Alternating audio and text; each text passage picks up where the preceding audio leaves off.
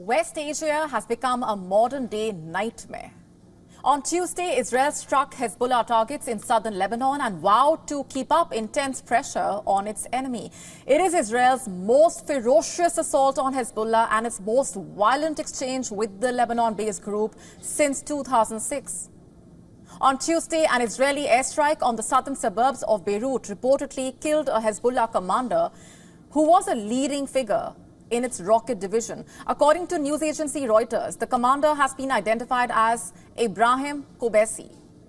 The attack, in which 6 people were killed, dealt another blow to Hezbollah, the Iran-backed group which has faced a series of setbacks at the hands of Israel over the past 1 week.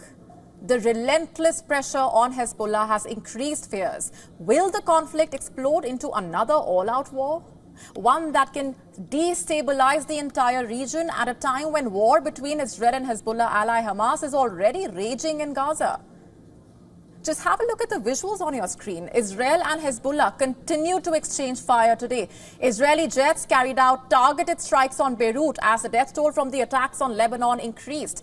In Dahieh, the southern suburbs of Beirut, Israel carried out an airstrike on Tuesday afternoon for a second day in a row and third time this week. Israel has struck Lebanon's capital city. In fact, reports said that a Hezbollah leader was targeted by the Israeli strike. The strike hit the top floor of an apartment building in the Guberi neighborhood. Videos and pictures of the strike showed a collapsed roof with a large smoke cloud billowing from it.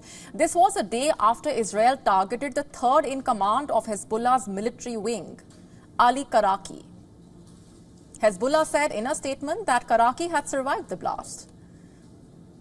Overnight, Israeli military had struck dozens of Hezbollah targets in southern Lebanon. That was a day after Lebanon witnessed its deadliest day in decades as Israel launched a wave of airstrikes against Hezbollah sites. The Israeli strikes came after Israel's chief of staff was quoted by Israeli army radio as saying, "We will speed up operations against Hezbollah today," quote unquote. The cross-border exchange of fire has increased fears of an all-out war in West Asia. On the other side of the border, Hezbollah said it had attacked several Israeli military targets, including an explosives factory located 60 kilometers into Israel. Hezbollah attacked Israel with Fadi series of rockets.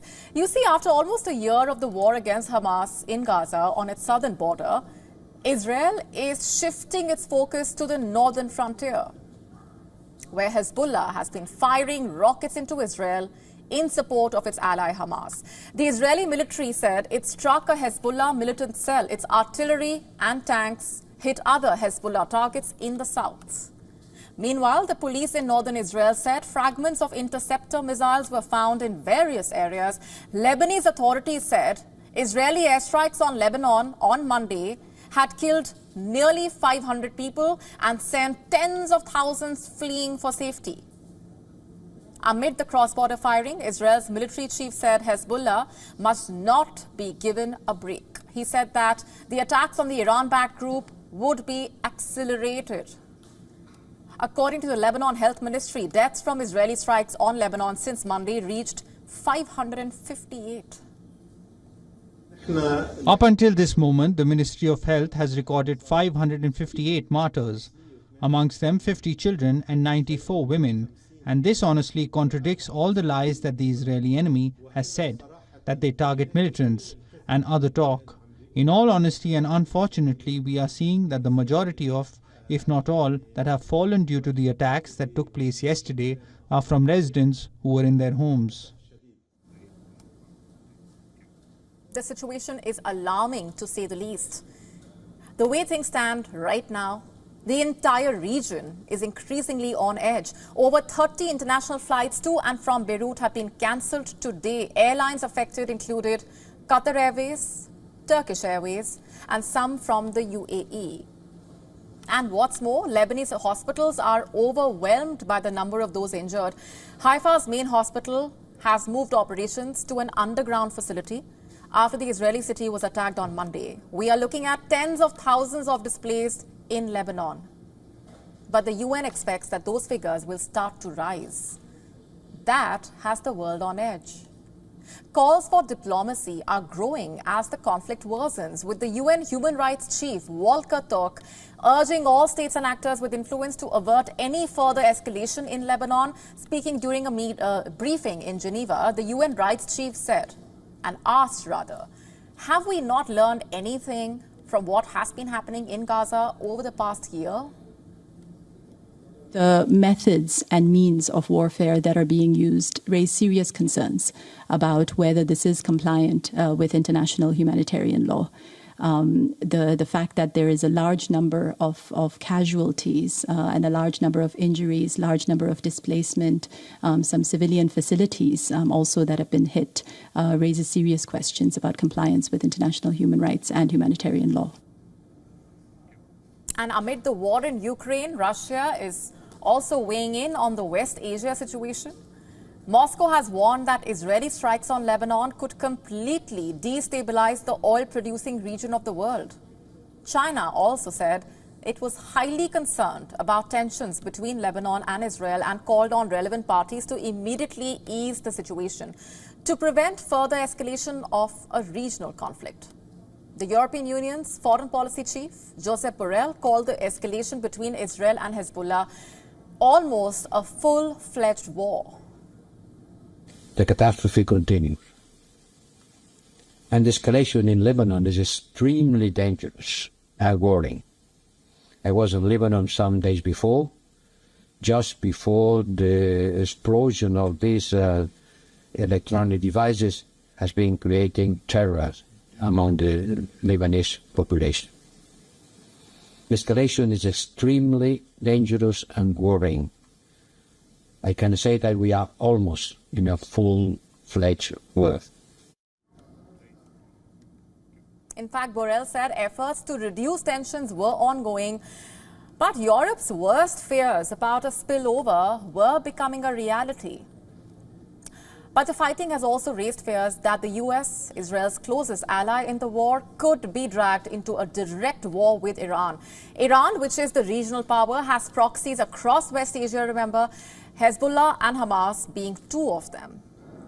Nonetheless, the Israeli strikes have piled pressure on Hezbollah, which last week suffered heavy losses when thousands of pagers and walkie-talkies used for communication by its members started exploding.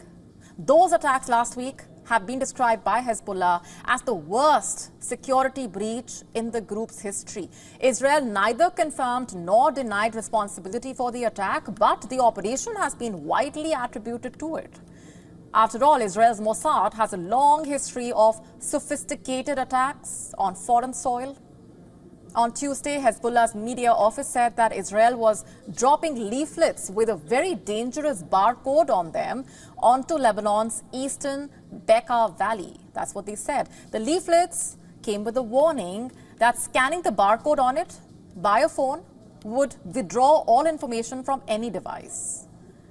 There was no immediate comment from the Israeli military, and Hezbollah's media office did not really say if anything else was written on the flyers. Sure, Israel's intelligence and technological prowess has given it an edge in both Lebanon and Gaza. It has been able to track down and assassinate top Hezbollah leaders and Hamas leaders. In fact, on Tuesday, Israel's military said about 55 projectiles had crossed into Israel, but majority were intercepted. But what really is Netanyahu's next step? Israel's potential options could include invading southern Lebanon. It could broaden the airstrikes to hit more of the Hezbollah-controlled suburbs of Beirut, including bridges and highways and the Beirut airport. It was struck in the 2006 Israel-Hezbollah war. All these are options for Israel. Will it double down and risk a larger conflagration is the question. But what is clear is that Israel's widening of the war also shows a significant widening of the breach between US President Joe Biden and the Israeli Prime Minister Benjamin Netanyahu. For a year now, Biden has warned publicly and privately about the need to avoid a regional war, a war that could easily escalate into direct conflict between Israel and Iran. In fact, Biden's caution to Netanyahu was a major topic of conversation when he traveled to Israel days after the October 7 attack by Hamas. Just to be sure, Biden even hoped for a transformative peace deal for West Asia that he thought was within grasp a year ago. But now a lot has changed. That dream seems distant. With only 4 months left in office, the chances of Biden actually securing a ceasefire and hostage deal with Hamas look increasingly dim. Today, the risk of a wider war has never looked greater. If Israel invades southern Lebanon, Hezbollah would likely be a more formidable foe for Israel than Hamas. Created in 1982 by Iran's Revolutionary Guards to counter the Israeli invasion of Lebanon, Hezbollah is probably the strongest and most formidable of Iran's proxy groups. It has vast experience, it's highly disciplined, and possesses better weaponry than Hamas. Israel, in fact, faces public pressure to secure its northern border and safely return the residents there. And with Hezbollah vowing to keep fighting until the nearly one-year war ends in Gaza, it looks like the stage is set for a long conflict.